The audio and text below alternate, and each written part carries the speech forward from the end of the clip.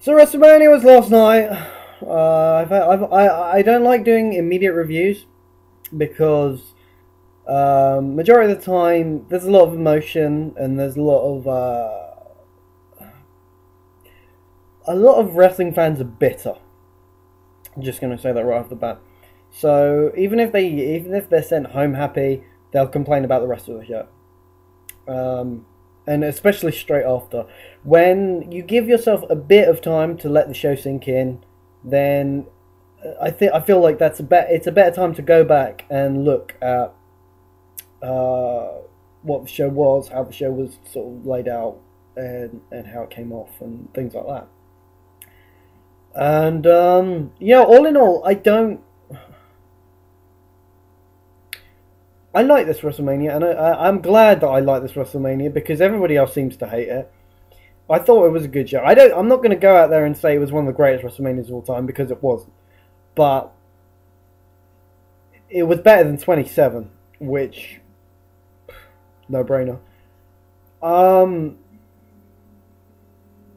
There's a lot of it that I disliked, but I'm going to try and stay on the positives. I'm going to try and stay on the positive side of things. To more of to I don't like being negative the whole time. I'm not like the rest of the IWC. I just don't like being hating on every single thing WWE ever does, or ROH ever does, or TNA ever does, or whoever ever does.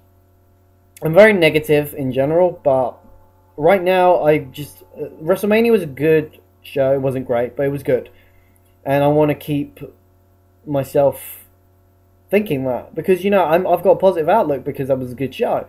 I don't really care what anybody else has to say. Obviously, like I said, there are bad things, but even the bad things, like the opening match, Daniel Bryan versus Sheamus. Whilst I was so pissed off that they did that. And I'm pretty sure pretty much everybody else in the IWC is. Everybody else is, just in general. The fact that they actually sent them out there, gave them 18 seconds, and then had Sheamus go over. If it wasn't them, where they could go out there and they could have had, arguably, they could have gone out there and they could have had the best match on the show. They could have. There's no doubt about it. But the fact that they did that to them kind of pissed me off. I feel like, and this has been referenced before, and many people have said it and thought, I'm pretty sure a lot of people have thought, but if you're going to give this the squash match slot, if you're going to try and do that where they beat the record, which is what they wanted to do, they wanted to beat the Kane versus Chavo record, which is just stupid. Which is crazy after you build Daniel Bryan up and he's gotten so over as a world champion. He's been so over. And if you're going to do it, at least give them a long, hard-fought match. And then you make Sheamus look even better. If you have Sheamus just go in there, boot him in the face, it comes off as a fluke. It doesn't come off as like Sheamus just destroyed Daniel Bryan. He won the Royal Rumble, then had like an 18-second match at WrestleMania. And, you do all this hard work where you get Daniel Bryan does all this hard work to get himself over as world champion, does this great job of pushing himself to actually look like a credible main eventer. Then you have Vince McMahon destroy it in a moment by sending him out there, giving him an 18-second match opening WrestleMania, and that's all this title reign is ever going to be remembered for. He got beaten in 18 seconds by Sheamus at WrestleMania. But, this match coulda, shoulda, woulda. I mean, you could have had Cody. What I would have done is I would have swapped this match with Cody Rhodes and the Big Show. In terms of, not necessarily in terms of card placement, but in terms of the actual squash. The way the Cody versus Big Show match was built, it fit the spot perfectly. Just have Cody come out, punch the face, 1, 2, 3. And it just annoys me because Sheamus and Daniel could have had a great match. Dud. Second match of the night was Orton versus Kane, which was actually a lot better than I expected it to be. I mean, I didn't expect a lot from this match, and it wasn't horrible. It was a decent enough match. I mean, Orton didn't seem to care, but everything came off okay. Like nothing was overly botchy or overly messy, or it wasn't a clumsy match. Neither of them really sort of fucked up too much. I mean, I was surprised that Orton didn't hit the RKO at all. I mean, obviously, I'm like everybody else was expecting Orton to win. So when Kane actually won, it's shocking. But I liked the match, and I liked the actual finish is the top rope choke slam, which it looked a bit messy. That probably the messiest looking spot of the match. But I'm glad Kane went over to an extent, because how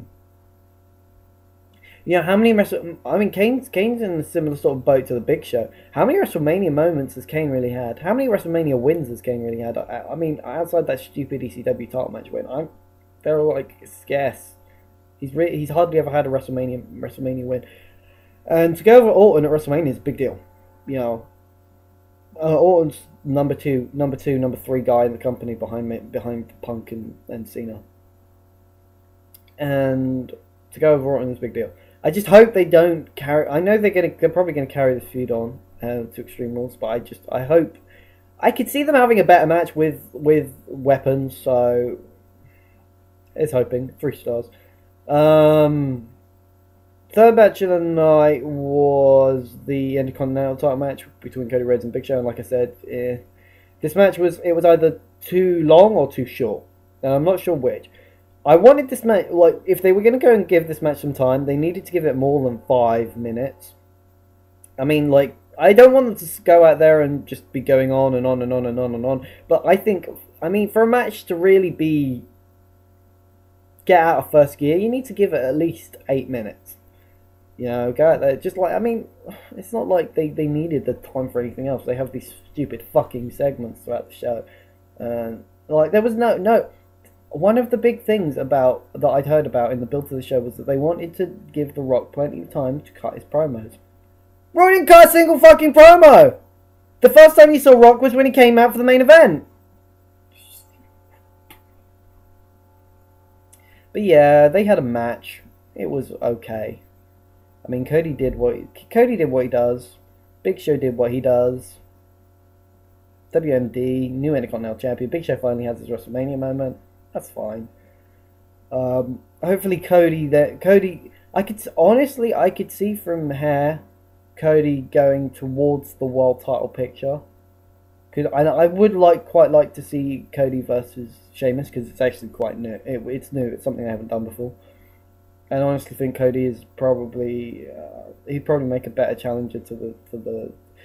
Honestly, actually, that's the point. I could see them doing the switch. Because the draft's coming up, isn't it? I could see them bringing Cody over to Raw and maybe having him challenge Punk, or just I don't know. I guess we'll see. But yeah, Big Show's new Intercontinental Champion. Now at this point, the Divas match came on, and I'm thinking, Jesus Christ, these matches are going by quickly. I look at time. 45 minutes into the show, and we're already on to the 4th match. And I know the Divas match isn't going to be very long, and it wasn't very long. It wasn't very long at all. But it was your Divas match. Star and a 2.5 stars for the Cody Rhodes Big Show match. The star ratings will be in the description box. You know the drill. I'm just going to ramble the way I usually do. So, but Divas match, I don't care. Okay, it was.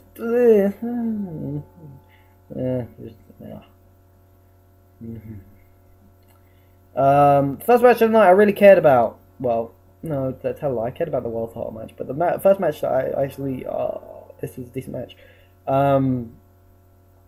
This is a good match, great match actually. Undertaker versus Triple H. They did a lot less than they did last year. Going back. I hated Triple H versus Undertaker from WrestleMania 27, and I still think that match saved the show.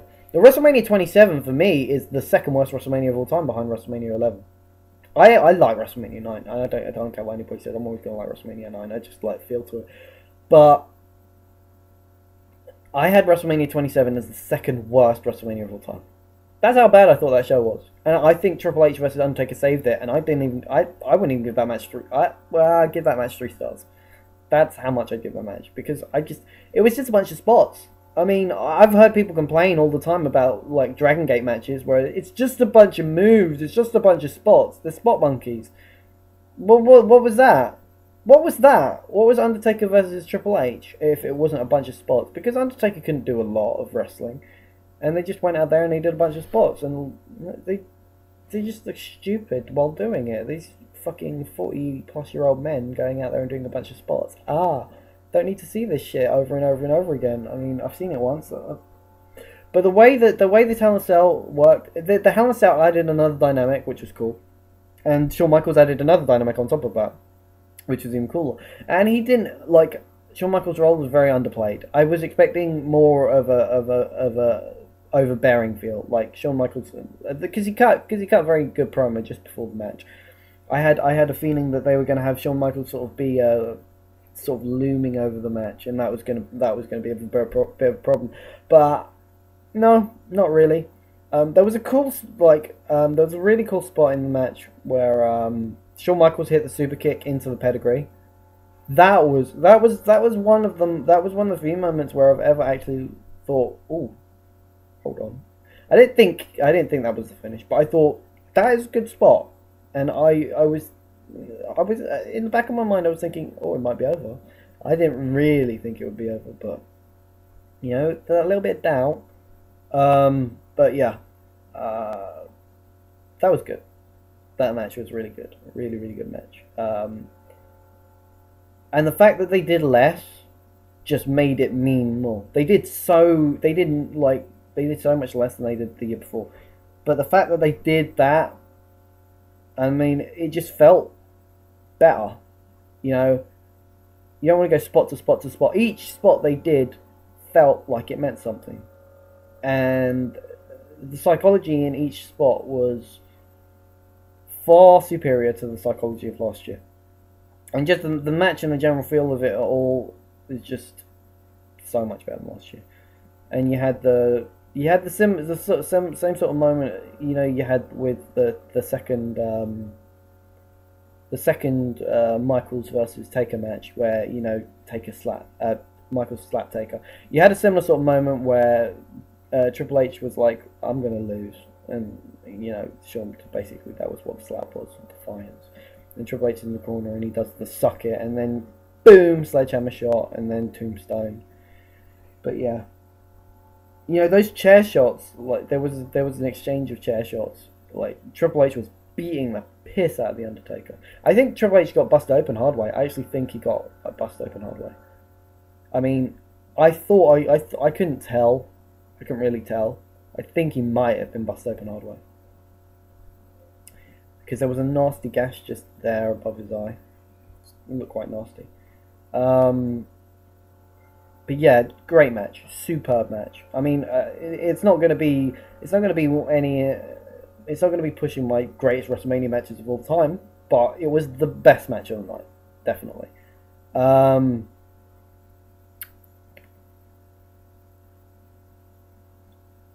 Team Long versus Team Laurinaitis. There was some good moments, but it was just a meh match. It was a match nobody really cared about. It was a match I didn't care about. The finish was stupid. Miz finally got over his losing streak. So Zack Ryder looked okay in the end, towards the end, but just the finish was just it wasn't that great of a match. But sorry.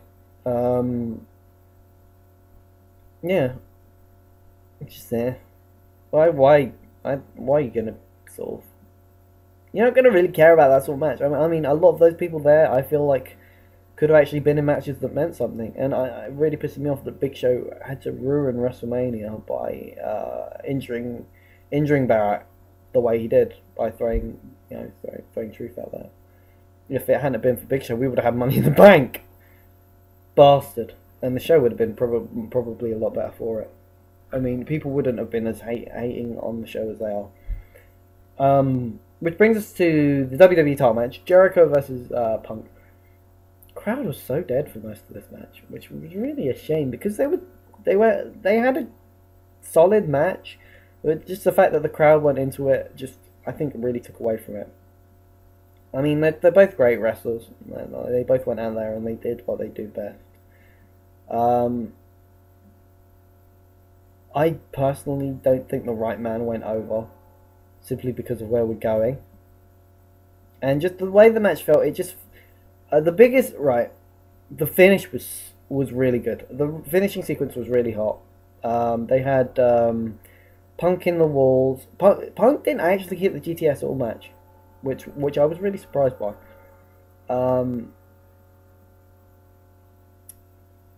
Jericho had him in the walls. He got to the ropes, and then he had him up for the GTS, and then Jericho counted into the walls, into the Lion Tamer, and then he managed to counter into the Anaconda Vice, and then he tried to counter into the walls again, and then he counted back into the Anaconda Vice, and then Jericho tapped out. But the biggest pop was for the walls, the second walls, when he counted the GTS into the walls, and that was it. That was it. I'd like, that needs to be it. That's it. That was the perfect spot to end the match, because there was no bigger pop than that, and that was just, you need Punk tap, just tap, but he didn't. I mean, I'm not going to take anything really away from the match for it, because it was still a good match. It was probably the second best match on the show. It was definitely the best wrestling match, by a good way. And they could have done better, but they could have done a lot worse as well. I mean, I'd say it was better than the Edge Jericho match, which that match really never got out of first gear. This match did a decent job, and it was okay. It was better than okay. It was good. Yeah, probably. I'd say I give it 3.5. Some people will give it 4. I'm not. Yeah, to be 4, it'd have to be really good. I just don't think it was really good, but it was still a very solid match.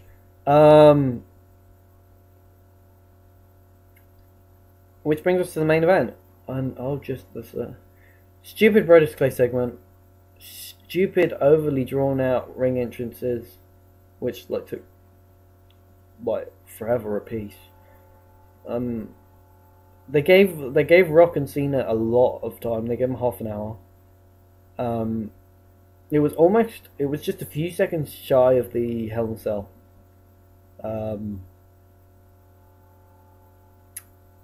And they probably did about the same amount as Taker and Triple H did in terms of actual moves. But Cena was really good in the sense that he sold really well. Like, just the way he played his character. Well, not even his character, just the way he played off the match. The way he sold was really good. It's probably the most convincing in the ring Cena has been. In terms of wanting to win a match, like you could tell. I mean, the way he came across, it just felt like this match meant a lot to him, in and out of character. And yeah, I really felt like this match meant something. Obviously, I mean, with the build and the sort of extra spruce they added to it and everything, it did mean something. So, you know. But this match, it could have been worse. Could have been better. Could have been a lot worse. But it wasn't as bad as I thought it would be. It was a solid match. I would have given it 3 stars, but the finish just had me marking out like a mother bitch. I'm a mark for The Rock. The Rock was the guy when I was growing up as a wrestling fan back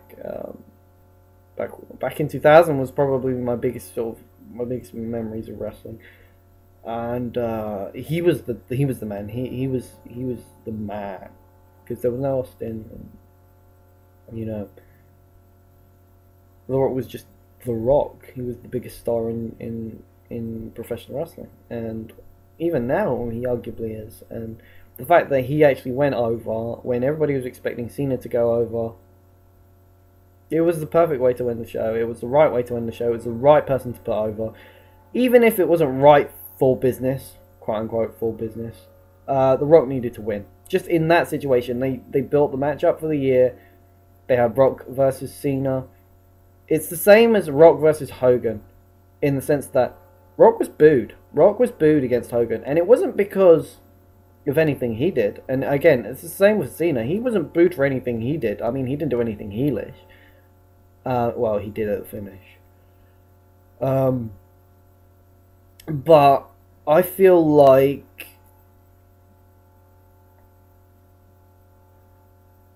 Hogan should have beat Rock.